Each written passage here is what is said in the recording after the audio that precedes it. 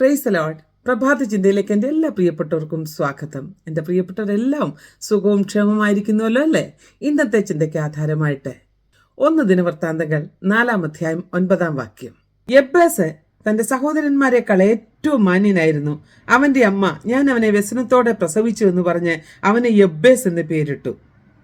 വ്യസനപുത്രൻ എന്ന പേര് ലഭിച്ചിരുന്ന ഈ യബ്ബേസിന് ആരും തന്നെ യാതൊരു വിലയും കൽപ്പിച്ചിരുന്നില്ല. എന്നാൽ അദ്ദേഹത്തിന്റെ പ്രാർത്ഥന മറ്റുള്ളവരുടെ മുൻധാരണകളെ തകർത്തുകൊണ്ട് ദൈവം അവനെ അഭിവൃദ്ധിയിലേക്ക് കൊണ്ടുവരുവാൻ തക്കവണ്ണം ഇടയായി. പ്രിയപ്പെട്ടവരെ, പലപ്പോഴും നമ്മളും അങ്ങനെ തന്നെയല്ലേ? പലരും നമ്മളെക്കുറിച്ച് പല മുൻവിധികൾ പറയാറുണ്ട്.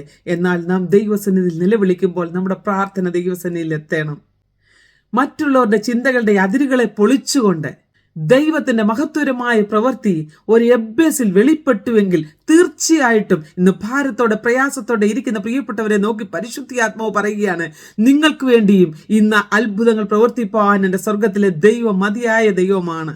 പ്രാർത്ഥിക്കുന്ന ഒരുവനെ ഒതുക്കുവാൻ ഒരു വ്യക്തിക്കും ഒരു ശക്തിക്കും സാധ്യമല്ല. പ്രിയപ്പെട്ടവരെ, പ്രാർത്ഥനയിൽ മുന്നേറുന്നവർക്കൊരു വളർച്ചയുണ്ട്.